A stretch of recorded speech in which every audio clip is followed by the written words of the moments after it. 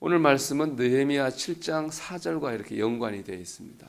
느헤미야 7장 4절을 보면은 그 성읍은 광대하고 그 주민은 적으며 가옥은 미처 건축하지 못하였음이니라 그랬습니다. 그래서 그 성읍은 예루살렘 성을 말합니다. 바벨론에서 예루살렘 성이 3번을 침공을 받다가 이제 패망했거든요. 그 과정에서 많은 사람이 죽었습니다. 그리고 3번의 전쟁에서 또 살아남은 많은 사람들이 포로로 끌려갔습니다. 그러니까 인구가 적을 수밖에 없어요. 거기다가 이 성 안에 있는 모든 사람 사는 집은 파괴가 됐어요. 참 살 수 없는 황폐한 곳이 되었죠. 그리고 이제 70년이 지났는데 70년 지나서 포로 갔던 사람이 돌아왔지만 그 사람들 예루살렘 성에 살지를 않았습니다. 다른 데 자리를 잡았어요. 그 이유는 크게 2가지인데, 첫째는 예루살렘 성이 치안이 불안했습니다. 그 예루살렘 성 주변에는 아주 그 무섭고 험한 이방 족속들이 있었습니다. 수시로 약탈을 하는 거예요. 예루살렘은 성벽도 없으니까 어떻게 막을 방법이 없습니다. 늘 수시로 약탈을 당하니까 거기 정착을 하지 않았어요. 2번째는 먹고 살 게 없습니다. 예루살렘은 산지예요. 농사 지을 땅이 없어요. 뭐 양 먹일 이렇게 목초지도 없습니다. 그러니까 거기에 뭐 먹고 살 게 없으니까 먹고 살기 좋은 베들레헴 쪽으로 주로 정착을 했습니다. 그런 이유로 예루살렘 성은 사람이 잘 많이 살지 않았습니다. 근데 이제 느헤미야가 성벽을 세웠잖아요. 근데 성벽을 세웠다고 성이 되는 건 아니잖아요. 그 속에 사람이 살아야 되지 않습니까? 그래서 느헤미야가 이 예루살렘 성을 채우기 위해서 정책을 펴요. 오늘은 그 정책을 핀 것과 그렇게 살게 된 사람들이 이름이 나온 게 바로 11장입니다. 이거 보면 우리도 똑같죠. 뭐 교회가 건물만 세워졌다고 교회는 아니잖아요. 그 속에 사람이 있어야 되겠죠. 그리고 좋은 사람이 있으면 좋은 교회인 겁니다. 우리 한 그리스도인을 봐도 마찬가지입니다. 우리가 갖고 있는 외적인 조건이 그 사람이 참 그리스도인이냐 아니냐의 징표가 되는 게 아니에요. 그 마음 속에 중심 속에 있는 믿음이 그 사람이 참 그리스도인이냐 아니냐를 규정하게 되는 거가 되는 것입니다. 그래서 오늘은 이 말씀을 통해서 참 그리스도인 누구냐라고 하는 것을 나눠보려고 하는데요. 먼저는 예수님이 계셔야 됩니다. 우리 11장 1절의 말씀 보면요, 이 정책이 나오는데 백성들에게 제비를 뽑게 했어요. 그래서 10분의 1을 예루살렘 성에 살게 했습니다. 그런데 그 10분의 1이 들어오기 전에 이미 그곳에 살고 있던 사람들이 있었습니다. 바로 백성의 지도자들입니다. 그 지도자들은 다들 살기 싫어가지고 기피하는 힘든 예루살렘 성에 이미 들어와 살고 있었습니다. 어려운 가운데서도 그 살고 있는 지도자들을 봤기 때문에 백성들도 뽑혀서 좀 안 좋았겠지만은 다른 말 하지 않고 거기 살게 된 것입니다. 지도자가 있어야 되는 거예요. 지도자를 바라봐야 되는 겁니다.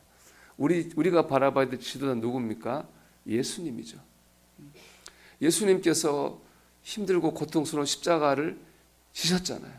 그리고 우리에게 나를 따라오려거든 누구든지 자기 십자가를 지고 나를 따라와야 된다 말씀하셨습니다.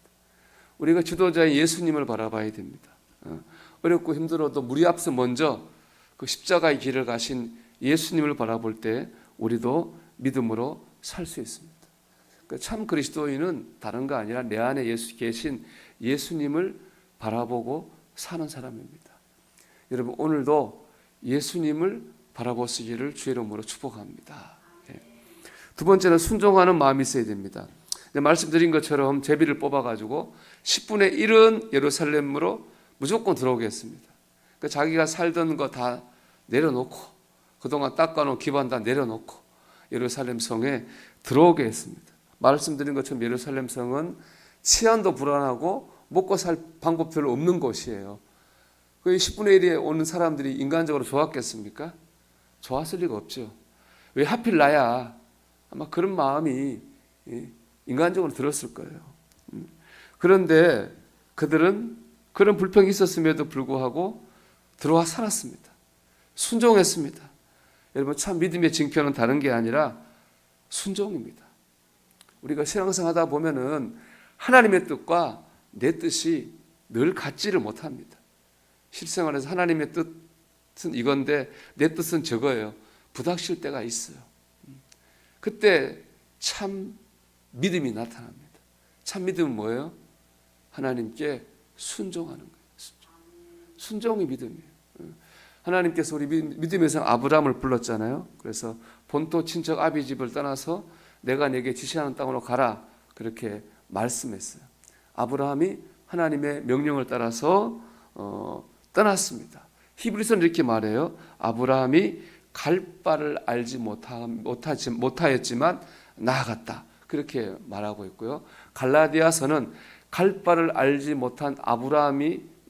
못했지만 순종해서 나아간 그 아브라함의 순종을 하나님께서 아브라함의 의로 여기셨다, 그렇게 말씀했어요.